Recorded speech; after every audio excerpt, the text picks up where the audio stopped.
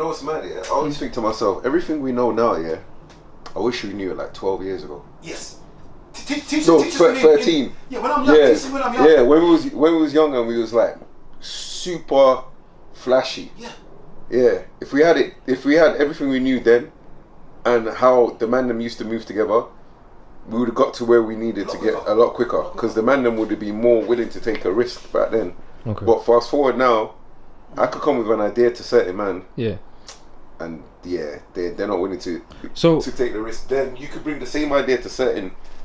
You could bring the same idea and you want to give it to certain man, but you're not willing to take the risk with that man because that person is gonna just literally want you to do all the legwork alone. So, it's, yeah, age kind of makes you, even though you take risks to get what you want, you're not as flexible. So would you say that people are if you had to do it all over again, let's say from I don't know 12 or whatever, like would you pursue people first or would you pursue money first? I would have got to my network a lot faster. Would you say the same then, Gabriel? For people, Pursue people. I think they're both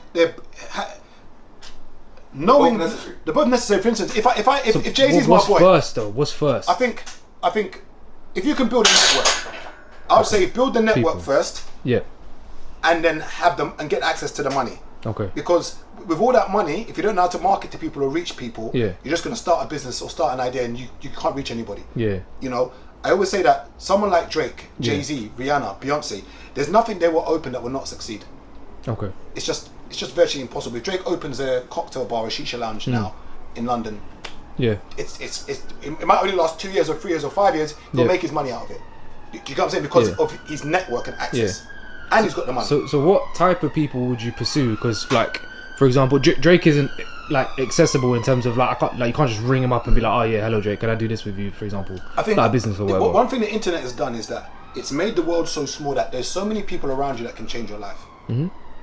But you have to show that you're worth investing. That's what I said. Yeah, you got to have value. Do you know what I mean? Like I might have 20 grand to invest in something, and someone might be watching this video, or someone might be watching this video and saying, I want to start something, I just don't have the money.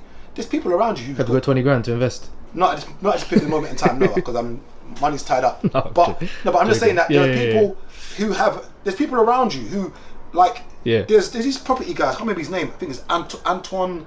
There's 3 guys. Dubois, is it yeah, Dubois? I can't remember his name, but there's is it Dixon Belloc? Yeah, something like that. Ain't one of them the one where Giggs had his party at the other day? The short brown skin guy. He had his party. He had his party at. Giggs had his party. His mansion the other day. Maybe it was there. So you got that guy who's on the internet. Clearly looks like he's making money. I don't know, but from what I can see, he knows what he's talking about. He's making money. You've got the Forbes guy, Dean. There's so many people who you might believe that you don't have access to, that you could probably get hold of and say, look, bro, one of them watches this channel still because he follows my Insta, and one time said something and it was like, yeah, like keep on doing what you're doing in my DM. I was like, right, like you said, you never know who's watching. Sometimes you've got to package things and present it to somebody and say, look, this is what I've got and this is what I'm doing, and show the legwork, show that I'm making this sort of money already.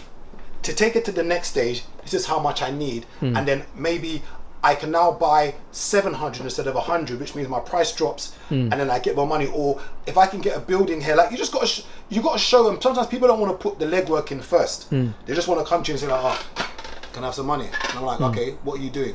What have you started to do?" Nothing. I just want to know. Doesn't work like that. The same way a record label will come at you when you're popping, or they will make you an industry plant where they use their powers to push. But usually they're gonna ask you to send them. You already have a look. Yeah, you're gonna be popping, and that is a trick of business. Is that I can see your business is popping. I'm gonna invest money in us so I can make money. And there's so many. The internet is so small now that there's another guy who sold a thing. I think it was called Fan Bites. He had like some black brother with kind of like the mini afro. Like, I think he sold his thing for like some millions or something like that. It's a middleman business. He's on the internet. Yeah.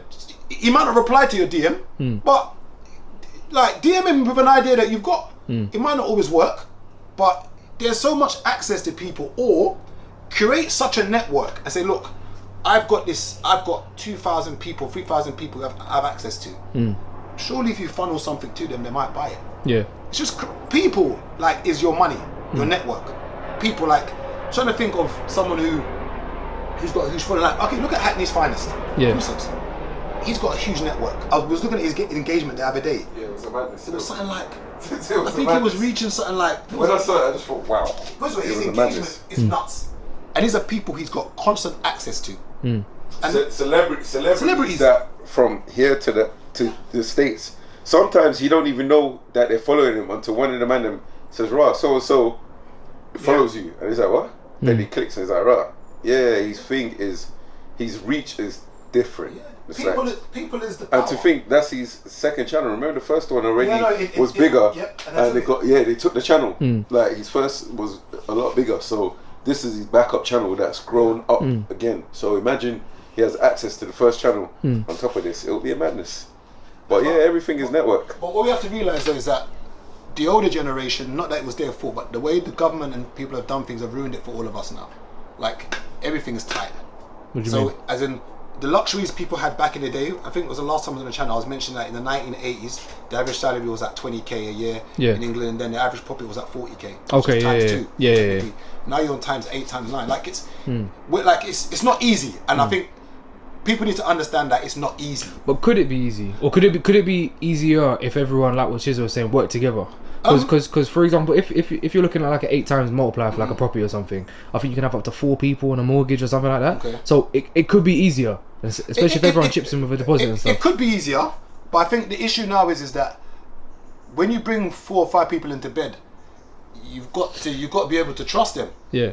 And that's the problem, is the more people you have in the kitchen, if everybody can't allow one person to steer the ship. So the problem's not the problem, it's the people.